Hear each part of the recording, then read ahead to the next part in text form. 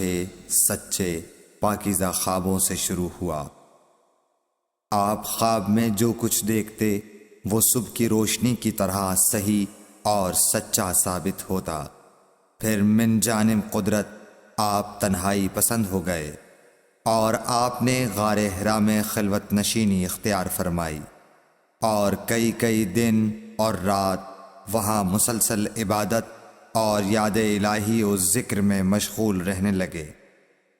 جب تک گھر آنے کو دل نہ چاہتا توشہ ہمراہ لیے ہوئے وہاں رہتے۔ توشہ ختم ہونے پر ہی اہلیہ محترمہ حضرت خدیجہ رضی اللہ تعالی عنہا کے پاس تشریف لاتے اور کچھ توشہ ہمراہ لے کر پھر وہاں جا کر خلوت گزین ہو جاتے۔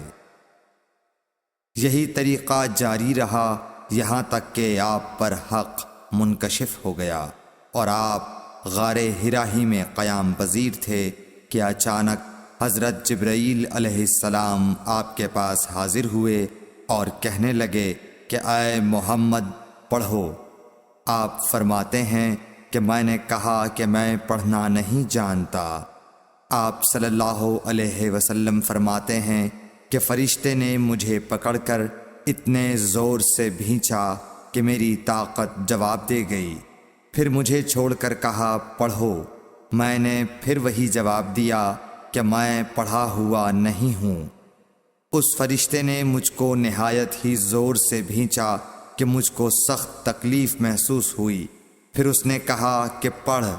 میں نے کہا میں پڑھا ہوا نہیں ہوں۔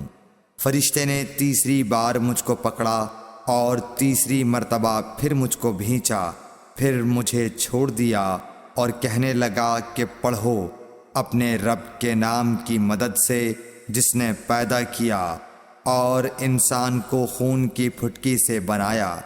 پڑھو اور آپ کا رب بہت ہی مہربانیاں کرنے والا ہے۔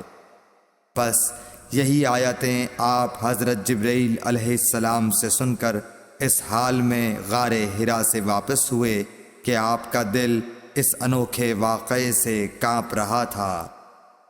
آپ حضرت خدیجہ کے ہاں تشریف لائے اور فرمایا کہ مجھے کمبل اوڑھا دو، مجھے کمبل اوڑھا دو۔ لوگوں نے آپ کو کمبل اوڑھا دیا۔ جب آپ کا ڈر جاتا رہا تو آپ نے اپنی زوجہ محترمہ حضرت خدیجہ رضی اللہ تعالی عنہا کو تفصیل کے ساتھ یہ واقعہ سنایا اور فرمانے لگے کہ مجھ کو اب اپنی جان کا خوف ہو گیا ہے۔ آپ کی اہلیہ محترمہ حضرت خدیجہ رضی اللہ تعالی عنہا نے آپ کی ڈھارس بندھائی اور کہا کہ آپ کا خیال صحیح نہیں ہے۔ اللہ کی قسم آپ کو اللہ کبھی رسوا نہیں کرے گا۔ آپ تو اخلاق فاضلہ کے مالک ہیں، آپ تو کنبہ پرور ہیں، بے کسوں کا بوجھ اپنے سر پر رکھتے ہیں، مفلسوں کے لیے آپ کماتے ہیں، مہمان نوازی میں آپ بے مثال ہیں اور مشکل وقت میں آپ امر حق کا ساتھ دیتے ہیں۔ ایسے اوصاف حسنہ والا انسان یوں بے وقت ذلت و خواری کی موت نہیں پا سکتا۔ پھر مزید تسلی کے لیے حضرت خدیجہ رضی اللہ تعالی عنہا آپ کو ورقہ بن نوفل کے پاس لے گئیں جو ان کے چچا زاد بھائی تھے اور زمانہ جاہلیت میں نصرانی مذہب اختیار کر چکے تھے اور عبرانی زبان کے کاتب تھے۔ چنانچہ انجیل کو بھی حسب منشائے خداوندی عبرانی زبان میں لکھا کرتے تھے۔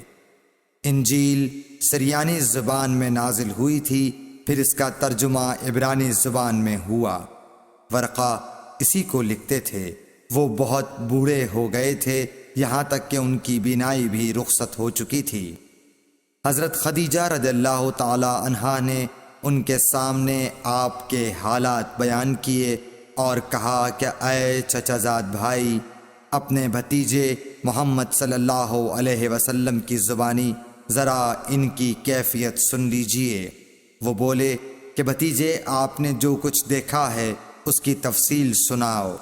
چنانچہ آپ صلی اللہ علیہ وآلہ وسلم نے از اول تا آخر پورا واقعہ سنایا۔ جسے سن کر ورقہ بے اختیار ہو کر بول اٹھے کہ یہ تو وہی ناموس معزز رازدان فرشتہ ہے جسے اللہ نے حضرت موسیٰ علیہ السلام پر وحی دے کر بھیجا تھا۔ کاش میں آپ کے اس عہد نبوت کے شروع ہونے پر جواں عمر ہوتا، کاش میں اس وقت تک زندہ رہتا جب کہ آپ کی قوم آپ کو اس شہر سے نکال دے گی۔ رسول کریم صلی اللہ علیہ وآلہ وسلم نے یہ سن کر تعجب سے پوچھا کہ کیا وہ لوگ مجھ کو نکال دیں گے، حالانکہ میں تو ان میں صادق و امین و مقبول ہوں۔ ورقہ بولا، ہاں یہ سب کچھ سچ ہے، مگر جو شخص بھی آپ کی طرح امر حق لے کر آیا لوگ اس کے دشمن ہی ہو گئے ہیں۔